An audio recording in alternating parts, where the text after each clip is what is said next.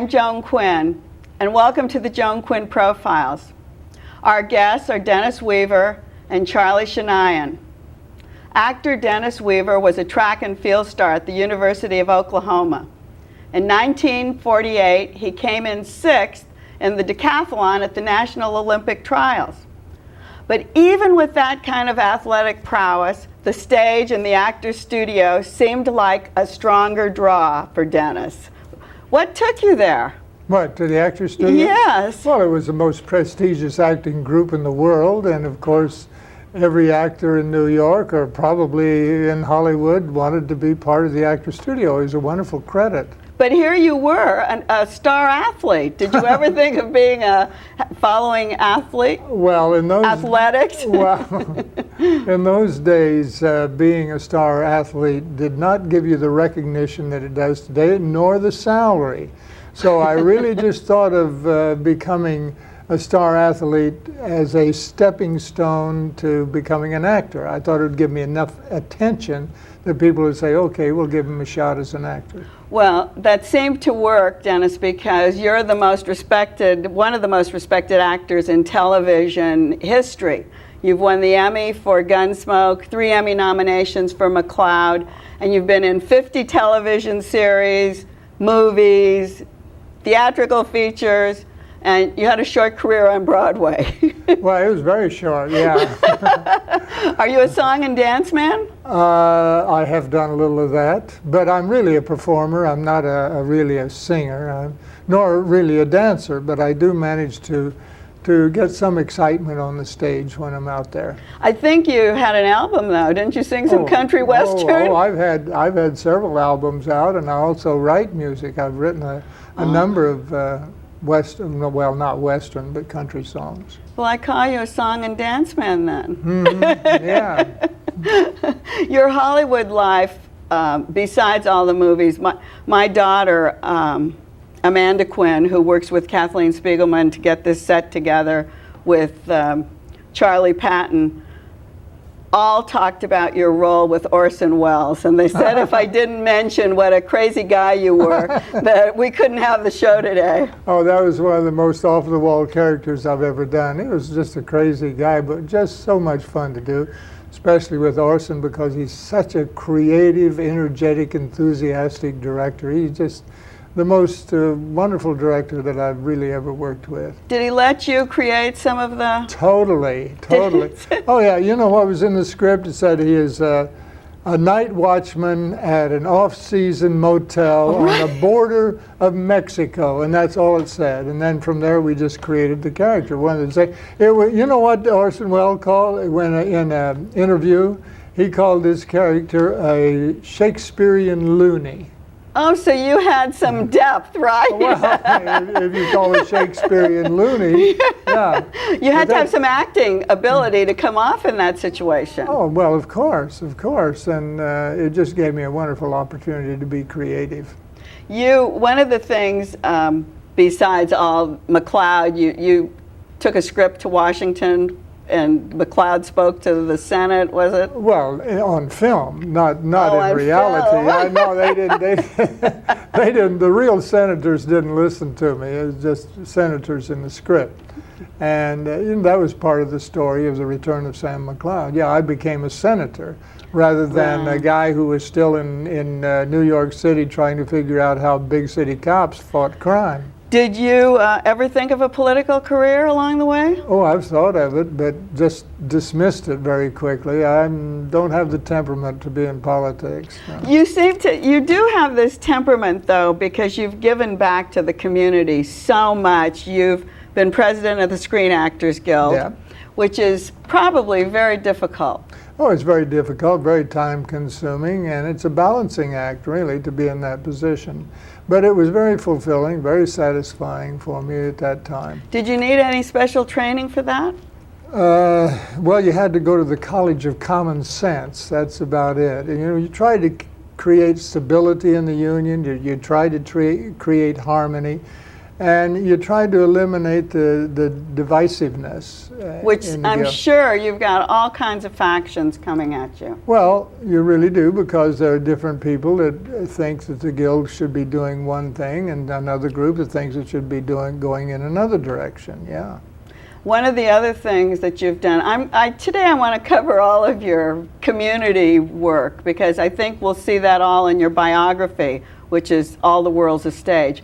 So I'm going to go through some of these things, like you're a minister at the Self-Realization in Pacific Palisades. No. You're not. No, Wrong? Well, at one time I was a lay minister there, which I did that for 17 years once a month. They allowed me to speak. And a lay minister just simply means that you've got to talk laying down. No. Did you study for that role? No, not at all. Not the laying down role, but actually for speaking, did you have certain subjects that? No, well, we had subjects that we had to address, that they suggested that the minister or whoever was speaking would talk about. So that was given to me, and then I would embellish upon that particular subject or talk about it. Would you use your own personal experience? Is Of that what it was? Of course. It was all personal experience, absolutely. One of the other things you founded with Jerry, your wife, 56 years with Jerry, who's also a noted nutritionist, and I guess she keeps you on the almost vegetarian on the edge. Yeah, well, we do the same for each other, yeah. So you founded something called Ecolonomics. Ecolonomics, yes. Ecolonomics is a combination of ecology and economics, and it just simply is a word which represents the truth that our ecology and our economy are interdependent. They're two halves of the same whole. And each one of those, the proponents of each of those can come together and form relationships, form alliances, which actually bring benefit both to our ecology or our environment and to our economy. And both of those are very essential for human welfare. Our ecology, or our environment, which is necessary for human life, and our economy, which also supports human welfare. We're back kind of to politics again. Have you taken that to Washington and had them know what you're talking about? Well, I've been in touch with some of the elected officials, yes, but I haven't gone to Washington with it, no. Also with Jerry, you've founded something called Drive for Life. Well, that's an outgrowth of the Institute of Economics. That's an event that was sponsored by the Institute, which really demonstrated and showcased alternative fueled automobiles. And we need to do that. We need to get away from our dependency on foreign oil. I think after 9/11, everybody understands that we're vulnerable. If our oil supply was cut off, and that's not an unreasonable possibility, our economy would just collapse. So we want to find a fuel to support our economy that is within our own borders. We want to alleviate the problem of depending on foreign oil for our energy source to support our economy. That's absolutely essential. Right. And hydrogen is the alternative. Hydrogen is obviously the best candidate. And we have the scientific wherewithal to do it? Absolutely. We have the technology, and hydrogen is an element. It's the most plentiful element in the universe. It's clean, it's inexhaustible, and it can be very economically attractive. Well, I think kind of in keeping with that, you also were a board member and spokesman for Earth Communications. Well, I was one of the original board members, yes. And is that a furtherance of what you've been talking about, or an extension of what we've mentioned? Well, it's a different organization, but they all have with the same. They have the same, I think, the same goal, the same concerns. We're very concerned about what we have done to the place that gives us life, this Earth. We're concerned about the environment, and ECHO really used, that's this acronym for Earth Communications Office, really used their power and their prestige and their celebrity to really promote a clean environment. But with all this good work and all this humanitarian work, you just got from the Hollywood Women's Press Club the Humanitarian Award. Yeah. You've gotten awards from San Francisco to New York for this kind of work. And I think what you're doing, obviously, is filtering out into the community, and people are hearing about Well, I it. certainly hope so. I think that's one of the reasons that I wrote the book. Well, that I give did. me this, All the World's a Stage. Yes. Hand it over to me and Oh. let me Okay. ask you what else is in it. It's Stars to Spirituality. Well, the first part of it is an autobiographical picture of my life. Something that the fans would probably be interested in, how I got on Gunsmoke, how I got the break, stories about McLeod and people that I've worked with like Orson Welles and Steven Spielberg and those kinds of individuals. But then there is a section of it which is devoted to ecolonomics and how we must move to what I call out of the fossil fuel age into the hydrogen age. And then, of course, the last part of it is the real answer to everything as far as I'm concerned, and that's developing our own personal spirituality. I wanted to talk about your book and have you talk about it, because when I spoke to Jerry Weaver, she Yes. said, he's got to talk about his book because it's so good. And we know She's a sweetheart. we know it's a good book. Also, you have the Institute of Ecolonomics You got it. in Ridgeway, Colorado, Yes. and Box 500. They can get a hold Yeah, of you. or if they want to know really what I'm doing, all they have to do is log on the website, ecolonomics.org. Which is a charitable Yes, situation. it's a 501c3 Right. and a charitable organization, as you say, or you can look up my personal website, which is dennisweaver.com. Well, I think I think we all have to get into the humanitarian aspect of Dennis Weaver. Well, I think we got to get into the humanitarian aspect of this entire world. We got to work it together. You're helping. Thank you. Thank Thanks you. very much, All Dennis, right, for thank being you. with us. And don't go away, because we'll be right back with Charlie Shanian.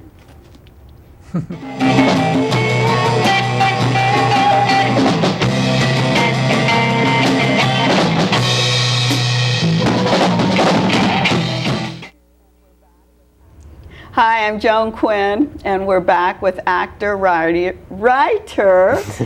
Charlie Shanian. I'm also a little bit of a writer. Are so you that's a okay. writer? Yeah. Who was born and raised in Massachusetts.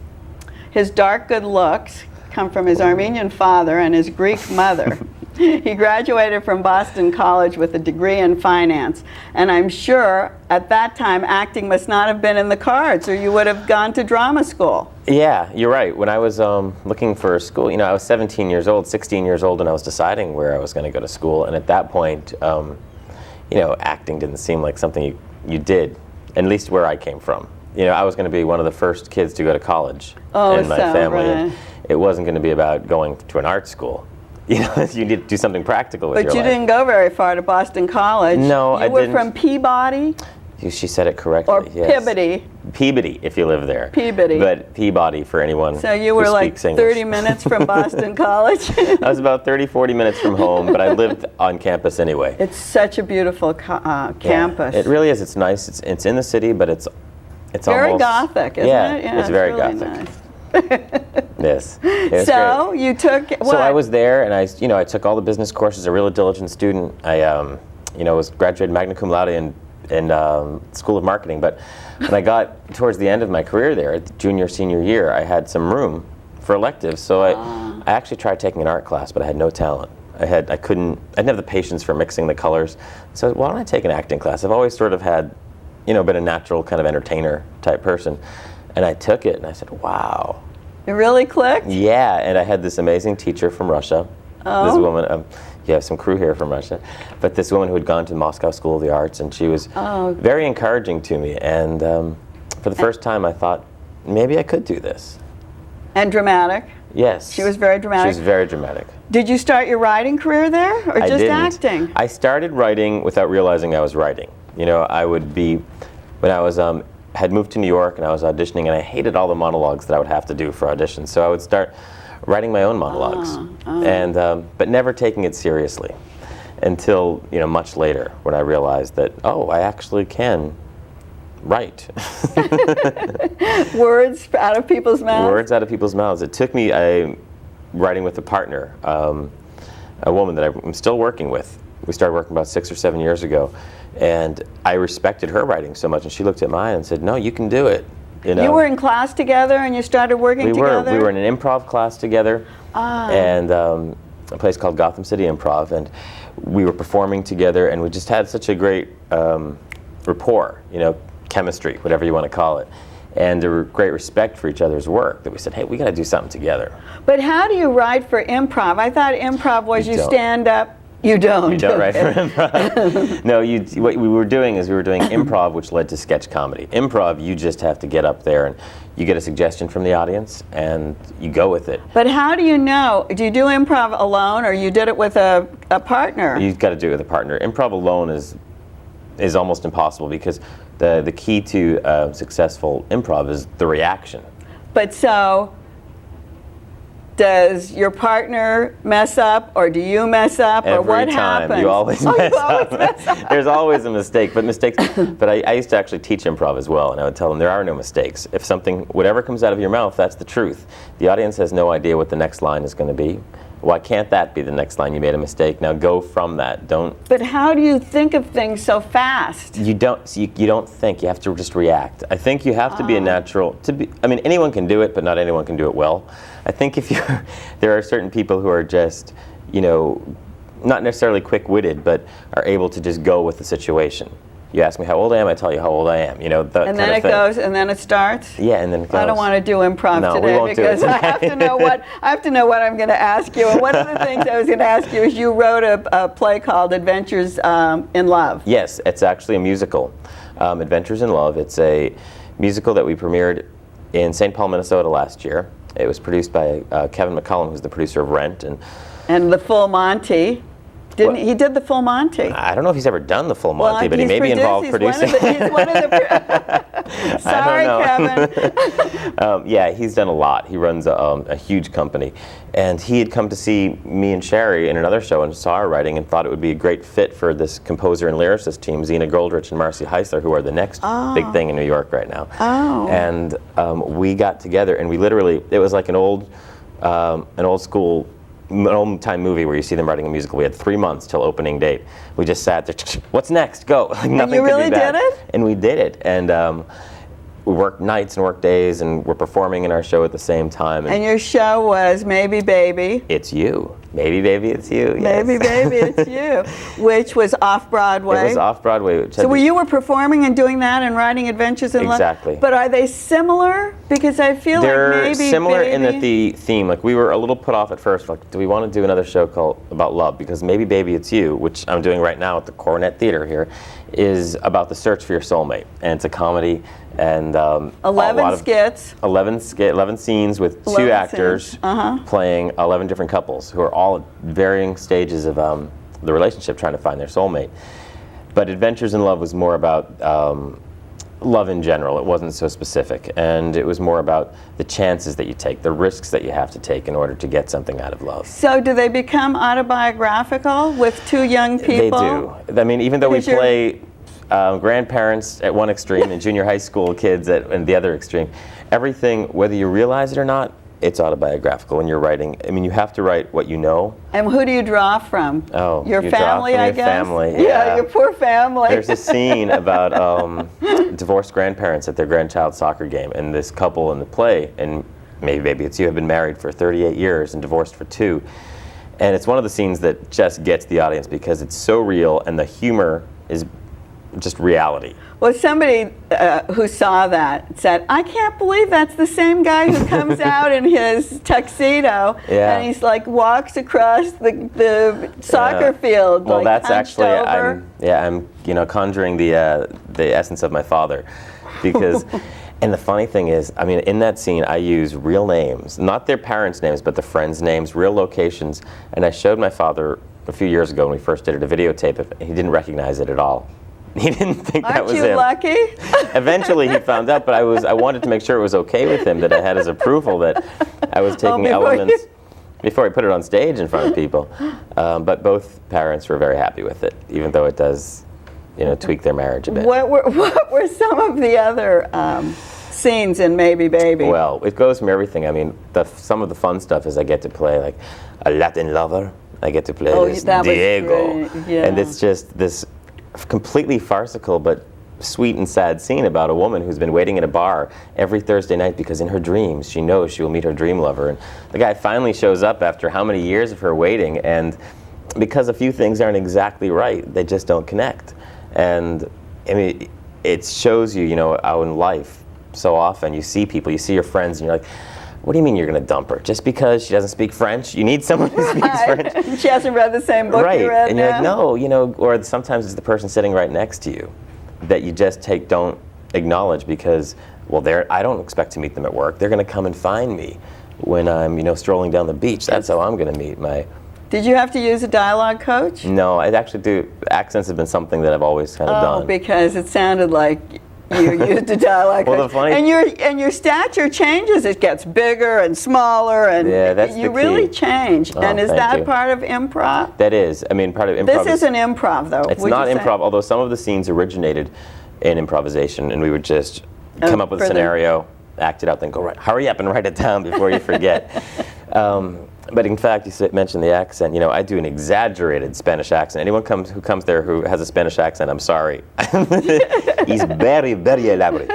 But one time in New York, I was walking down the street, and this man came up and seen the show, and he said, and he was Spanish, and he told me, I saw that scene where you do the Diego, and the accent was just right. And I was amazed because in my mind, I was going way over the top. Over the board, Yeah. way over the top, yeah. So I hope I didn't offend anybody. You did a lot of other stage work, too. You've done stage work. Yeah, I started off doing a lot of musical theater. Oh, so you sing and dance? I kind of sing and kind of dance. Oh, you do? You do sing and dance on. I kind of do. Yeah, you have to, when you're in New York and you want to be an actor, you got to do everything.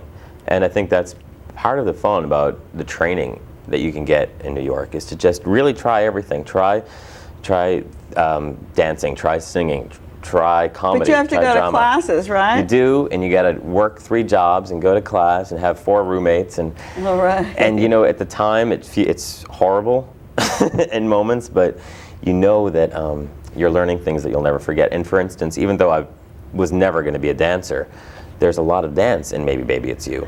Well, when you're on stage, nobody realizes that even if you're just talking, there's choreography involved, right? Yeah, You've got to there's move people back and forth. And there are 5 full-out dances in the show. And although I would never, like I said, call myself a dancer, I still had to know something. And you have to know the technical terminology. And if even... Oh, that's right, too. You need the technical. You need to know Yeah. it's a pirouette, right? Right. And the singing, there's a scene where a couple on their 5th anniversary, and this woman really wants to connect more with her husband because they're not completely together, and she does something where she gets up and she sings for him in public, and it's completely embarrassing to him, and she sings off key. Well, Sherry can actually sing very well, but you have to be able to know how to sing To sing off Right. consistently, because Right. naturally you'll just get better. So her training there as a singer has helped her sing bad. Which is hard to do. I know. It's hard. You've done also film and some television work. Yeah, I've done in LA or in New York. I mean, I've only been in LA a few months, so I hope to be here a lot longer. Well, we want you to be here, but you did do that. I did do that. One of the things in your bio said that you supplied your face for some advertisement. You did voiceovers. Oh, How do you supply supply my your face. face? I went, I how think did he that supply means his is face? I've done a lot of commercials. Is that I've done a what lot it of commercials. Yes, I've done commercials where I've both been on camera and a voiceover. You did Pepsi and Diet Coke. Well, you Well, have to what let one happens? contract elapse. Well, that's You what I can't- wondered. If they keep you for so many months, every 3 months they have to renew their contract that with they you. can- And if it goes away, you're clear, then you can go to another competing product. Have those advertisements helped in keeping you alive? They do. They give you Do they? insurance. They've gotten me my health insurance Oh, through the they unions, do. and they keep you feeling like, well, at least someday I'll have something to show my grandchildren. You have a little something. while you're going. When you're not on stage and when you're not writing, where do you hang out? Oh gosh. Well, here I'm just trying to figure it out. I'm trying to. I like to go hiking here. Oh, yeah. I can't believe how many friends I have here now because so many people from New York have migrated here. Oh, I bet, because everyone looks down on LA, and then when they get here, they're successful. Right. New Yorkers are so successful here. You can have a life here, which is really nice. You can actually have an apartment with a closet. And you know how to cook? Water. I can boil That's water. it? You didn't get any? You don't know how to cook any Greek food or any Armenian food? You know what my problem is? I have all this rich heritage in this. I love the food of both cultures, and it's very similar. Greeks and Armenians have a similar, but I don't eat meat anymore. Oh, but that's okay. It's been 11 years. Oh, it's boy. tough. It's tough to find a lot of good ethnic food without meat in it. But also, I wouldn't cook it. Eggplant, Eggplant stuff, yeah. There's a lot of food that can work. I'm pretty much a frozen entree kind of guy. Oh dear. Well, before, was there anything about a frozen entree and Maybe Baby It's You? I don't think we do have anything. Well, what can we do? But I know it's very important for me. A woman who can cook for me is a great thing. You know, that should be on my list. We do this thing called wish list. Oh, that's right, the wish list. Where you have all these things, and maybe I should edit that because, you know, when you're dating someone and they say, I want to cook dinner for you, that to me is... What is on that wish list, really quickly? Well, it starts off pretty specific. I want a Sports Illustrated swimsuit model. She's got to have long blonde hair, blue eyes, got to be smart, got to be funny, has to love my friends, got to love football. By the end, we're just like, if she's got one hair left in her head and she can, and she's breathing, okay, let's go. If she's breathing. Yeah, I mean, as the scene progresses and time elapses. Yeah, I think it's wonderful, and it moves really fast, and it's a fun show. It's really great, and we loved having you today with us. Well, thank you for having me. Time is gone, and we thank Patrick Hughes for letting us have his wonderful painting on the set, and that's incredible. Keep writing to Joan Quinn, 777 South Figueroa, 44th floor, Los Angeles 917. And we'll see you next time on the Joan Quinn Profiles. Thank you for having me.